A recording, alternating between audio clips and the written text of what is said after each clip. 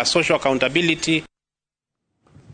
Kauntĩ ya Kwale nĩ yambĩrĩirie kũhũthĩra ũtaaramu na ũũgĩ wa kĩrĩu ũrĩa ũĩkaine ta artificial intelligence nĩguo gũthũrima mũrimũ wa kansa ya njĩra ya ũciari.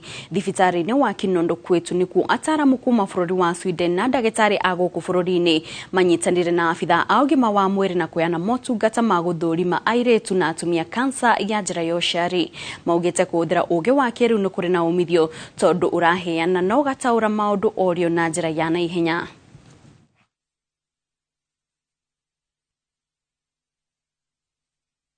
Teknolojia ambayo tumepata inaweza kufupisha mno muda wa kungojea matokeo ama results zako zinaweza kupatikana mapema zaidi, na imefupisha mno wakati huo wa kungojea. An expert can train an AI to detect, for example, abnormal cells in a pap smear, in a cervical smear.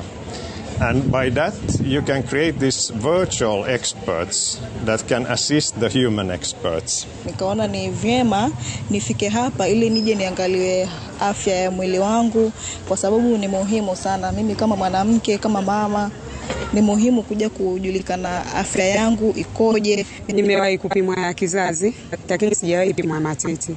Sasa wanawake wenzangu, naomba kila tujitokeze kwa wingi, maana sasa ugonjwa umekuwa mwingi.